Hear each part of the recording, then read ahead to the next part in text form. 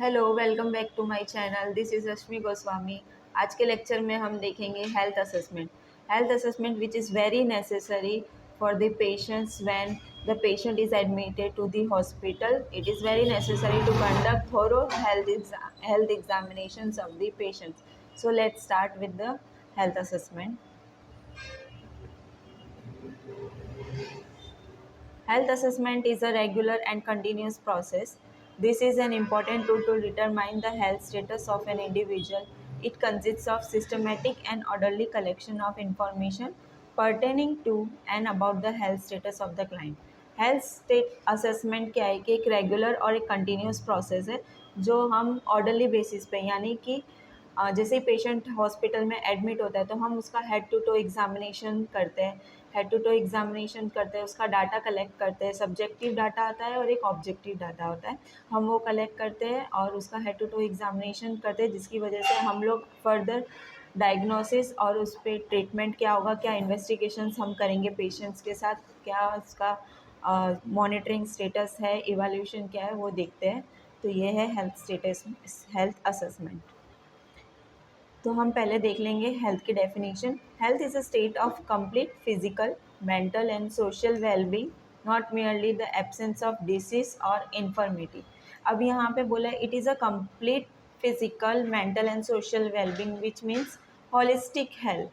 Physically health means कि आप कैसे अपने आप को, अपने मसल्स को स्ट्रेंथ रखते हैं, आपके बोन की हेल्थ कैसी है, आपको how you are physically healthy and emotionally how, आपको अपने पे सेल्फ कॉन्फिडेंस कितना है, आप कितने पॉजिटिव हो, आपका मूड कैसा है, आप कितने सेल्फ वर्दीनेस कितना है, वो उसको बोलते हैं हम इमोशनल हेल्दी। मेंटल हेल्दी यानी आपकी स्लीप पैटर्न बराबर होनी चाहिए, आपको डिप्रेशन नहीं होना चाहिए, आप सिचुएशन के अकॉर्डिंग उस पर एक्ट करते हो, वो होता है mental health. And social health, how you are interacting with the society and how you are communicating, how you are building a relationship with the society, that is called social health. And spiritual health कि आपको आपका religion क्या है, आपके beliefs क्या है, आपके values क्या है, वो सब आपको पता होना चाहिए।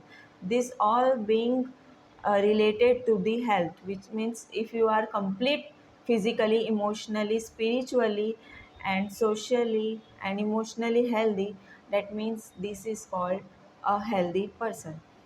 Next is assessment. Assessment refers to the comprehensive evaluation of a patient's health status, often used to diagnose conditions, develop treatment plans, and monitor progress. Assessment मतलब comprehensive evaluation, that means overall evaluation. हम patient का overall evaluation करते हैं, from head to toe examination करेंगे हम लोग, skin conditions check करेंगे, overall assessment करेंगे, इंस्पेक्शंस करेंगे, पाल्पेशन करेंगे, परकशन करेंगे, ऑस्कल्टेट करेंगे। जो भी है हम लोग पेशेंट की कंडीशन जानने की कोशिश करेंगे, जिसकी वजह से कि पेशेंट को हम लोग क्या डायग्नोसिस कर रहे हैं, क्या ट्रीटमेंट प्रोवाइड करेंगे, क्या इन्वेस्टिगेशंस कर सकते हैं, फर्दर जो भी प्रोसीजर है पेशेंट के साथ क्या कंडक्ट करनी है, वो हमें असेसमेंट के थ्रू पता चलती है। Type of assessment, there are two types of assessment, subjective data and objective data. Subjective data यहाँ पे होता है कि it is collected by interviewing the client. Subjective data are दो symptoms, values and information that only the client can state and validate. Subjective data means कि जब हम patient के पास असेसमेंट के लिए जाते हैं तो जो पेशेंट हमें कंप्लेन करता है, जैसे कि फॉर एग्जांपल अगर वो बोल रहा है मुझे पेन हो रहा है, मुझे हेडेक हो रहा है, या फिर मुझे चेस्ट पेन हो रहा है, तो वो सब्जेक्टिव डाटा है। जो पेशेंट ने कहा और हमने उसको नोट डाउन किया, डॉक्यूमेंट कर दिया, वो सब्जेक्टिव डाटा होता है। नेक्स्ट है objective data. It is obtained by physically examining the client. It can be directly observed or measured such as vital signs or appearance. Example, oxygen saturation or edema. Objective data क्या है कि हम patient के पास assessment के लिए जाते हैं तो हम उस टाइम पे कुछ ऑब्जर्वेशन करें, जैसे पेशेंट को कोई एडिमा है, कोई स्वेलिंग है बॉडी पे, या फिर हम लोग उसका ऑक्सीजन सेचुरेशन चेक करेंगे, या फिर उसका ईसीजी चेक करेंगे, या पेन स्केल के थ्रू उसका पेन का असेसमेंट करेंगे। That is called objective data which we have observed in the patients कि उसको क्या सिम्टम्स, साइन एंड सिम्टम्स आ रहे हैं। सब्जेक्टिव डाटा में पेशेंट हमें बताएगा कि उसको क्या सिम्टम्स आ रहे हैं, और ऑब्जेक्टिव डाटा में हम उसको ऑब्जर्व करेंगे during our physical examination. Next, this is the example of subjective versus objective data. In this picture you can see ये सब्जेक्टिव डाटा है और ये ऑब्जेक्टिव डाटा है. यहाँ pay anything stated that can not be verified. Feelings है, pen है, वो अपने पेशेंट अपनी फीलिंग्स बताएगा और उसको पेन है वो पेशेंट बता सकता है. तो पेशेंट फील डीजी, ये पेशेंट ने बताया है, that means it is subjective data. अब यहाँ पे ऑब्जेक्टिव डाटा में हम देखेंगे हमने मेजर किया है, हमने कुछ मेजर किया, जैसे हम टेम्परेचर देख रहे हैं तो हम लोग थर्मामीटर का यूज़ करेंगे, उसको बोलेंगे ऑब्जेक्टिव डाटा. यहाँ पे जैसे हमने हार्ट रेट देखा है या पेशेंट को ब्लीडिंग हो रही है तो हमने वो देखा है, वो होता है हमारा ऑब्जेक्टिव डाटा. तो ये थे एग्जाम्पल सब्जेक्टिव डाटा और ऑब्जेक्टिव डाटा के. Purpose of health assessment. अब हेल्थ असेसमेंट कर रहे हैं तो उसका पर्पस क्या होना चाहिए. तो पहला है आइडेंटिफाई हेल्थ स्टेटस. हमें पेशेंट का हेल्थ स्टेटस क्या है वो पता चलता है. जैसे हम हेड टू टो एग्जामिनेशन करते हैं तो हमें पता चलता है कि उसके कौन से सिस्टम में क्या प्रॉब्लम आ रही है. तो उसके हिसाब से हम उसको डायग्नोस करेंगे, उसके हिसाब से हम उसको ट्रीटमेंट करेंगे. नेक्स्ट है identifying needs and problem. Patient की क्या नीड्स है, क्या प्रॉब्लम्स है, क्या पोटेंशियल प्रॉब्लम्स उसको आ सकती है. Through the physical examination we are able to identify his needs and problems.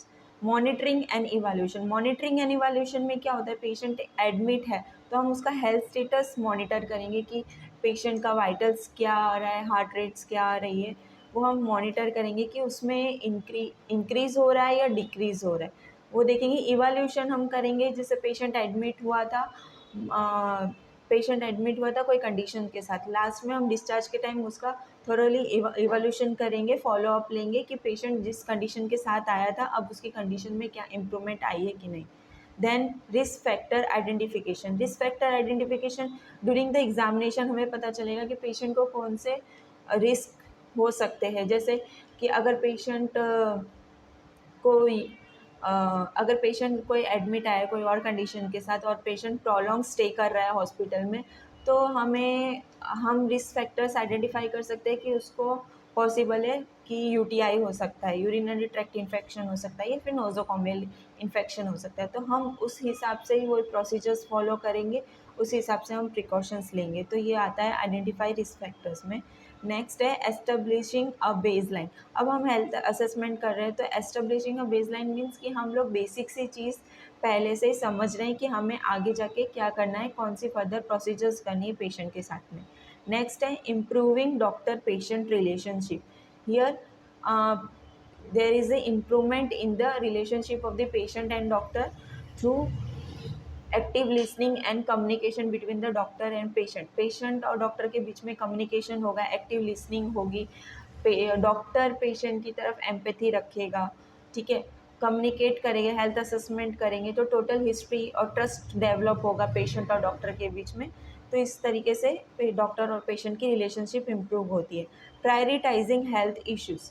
Prioritising health issues में आता है कि हम प्रायोरिटाइज करेंगे कि पेशेंट की क्या कंडीशन है. अब जैसे पेशेंट को ब्लीडिंग भी हो रही है और साथ में पेन भी हो रहा है, लेकिन हमें उसमें प्रायोरिटी किसको देनी है, पहले हमें ब्लीडिंग को देनी है क्योंकि फ्लूइड लॉस हो रहा है बॉडी में से. तो पहले हम ब्लीडिंग को प्रायोरिटाइज करेंगे, फिर हम पेन के असेसमेंट के लिए जाएंगे. This is called purpose of the health assessment. Next, types of health assessment. There are mainly 4 types: comprehensive health assessment, focused health assessment, emergency health assessment and ongoing health assessment. हम एक एक करके देख लेते हैं. Comprehensive health assessment, it involves a thorough evaluation of a patient's overall health status, including their physical, mental and socio-economic conditions. Comprehensive health assessment means it is overall assessment of the patient.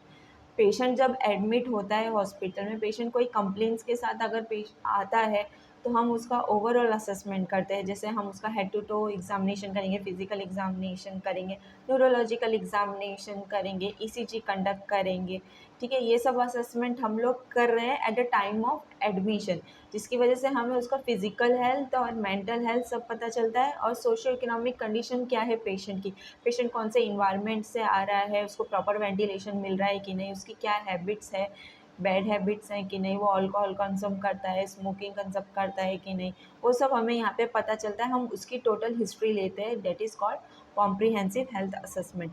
Next है focused health assessment. It is a type of health evaluation that targets a specific problem or concern rather than examining the patient head to toe. Focus health assessment यहाँ picture में देख सकते हो कि properly एक system का assessment करें। Focus means कि कोई भी एक सिस्टम पे हम फोकस कर रहे हैं। एग्जांपल ले लो, यहाँ पे हम पूरा हेड टू टो एग्जामिनेशन नहीं करेंगे। अगर पेशेंट को चेस्ट पेन हो रहा है तो हम रेस्पिरेटरी असेसमेंट के लिए जाएंगे। अगर पेशेंट को कुछ स्टमक रिलेटेड कुछ प्रॉब्लम है तो हम लोग उसका एब्डोमिनल ऑर्गन्स का असेसमेंट करेंगे, ना कि हम लोग पूरा फिजिकल एग्जामिनेशन करेंगे। तो उसे बोलते हैं फोकस्ड हेल्थ असेसमेंट। नेक्स्ट है इमरजेंसी हेल्थ असेसमेंट। नहीं भी सजेस्ट कर रहा है कि इमरजेंसी के टाइम पे जो हम हेल्थ का असेसमेंट कर रहे हैं उसको बोलते हैं इमरजेंसी हेल्थ असेसमेंट। जैसे कि हम लोग सीपीआर देते हैं, अगर कार्डियक अरेस्ट आता है पेशेंट को तो हम सीपीआर देते हैं, डेट इज कॉल्ड इमरजेंसी। या फिर डिफिब्रिलेटर का यूज़ करना, या फिर पेशेंट को इंट्यूबेट करना, ये सब है emergency health assessment. It is a rapid and systematic evaluation of a patient condition in an urgent or life-threatening situation, focusing on airway, breathing, circulation and consciousness to quickly identify and address critical issues। यहाँ पे हम लोग patient का ABC check करेंगे, airway clear करेंगे, breathing check करेंगे and circulation check करेंगे। ये सब इमरजेंसी के टाइम पे ही देखते हैं हम। जैसे पेशेंट को इंट्यूबेट कर रहे हैं या फिर पेशेंट को CPR दे रहे हैं या डिफिब्रिलेटर का यूज़ कर रहे हैं, ये सब इमरजेंसी हेल्थ असेसमेंट में आ जाता है। नेक्स्ट है हमारा ऑनगोइंग हेल्थ असेसमेंट। यह नाम ही सजेस्ट कर रहा है। Ongoing health assessment means patient जब एडमिट है उसके टाइम पे हम जो भी असेसमेंट करें, उसके वाइटल्स चेक करना, उसके ECGs लेना, ट्रीटमेंट प्रोवाइड करना, कोई भी प्रोसीजर्स करना उस पर, या फिर और फर्दर हिस्ट्री कलेक्ट करना, वो सब आ जाता है ऑनगोइंग हेल्थ असेसमेंट में। It is a regular systematic evaluation of a patient health status over time, helping health care providers monitor progress, identify changes. जैसे इसकी वजह से ऑनगोइंग हेल्थ असेसमेंट के रेगुलर हम लोग मॉनिटरिंग करेंगे पेशेंट की हेल्थ स्टेटस की, क्या इम्प्रूवमेंट पेशेंट में आ रही है कि नहीं आ रही है, कोई चेंजेस तो नहीं आ रही, कोई रिस्क फैक्टर्स तो नहीं है, पेशेंट को कोई चांसेस तो नहीं है कोई दूसरी इन्फेक्शंस लगने की। वो सब हम लोग ऑनगोइंग हेल्थ असेसमेंट के द्वारा पता लगा लेते हैं। तो ये सब थे हमारे types of health assessment: comprehensive health assessment, focused health assessment, emergency health assessment and ongoing health assessment. Next है प्रोसेस ऑफ हेल्थ असेसमेंट, जिसमें हेल्थ हिस्ट्री और फिजिकल एग्जामिनेशन आएगा। तो हम हेल्थ हिस्ट्री नेक्स्ट पार्ट में देखेंगे। Stay tune. Thank you.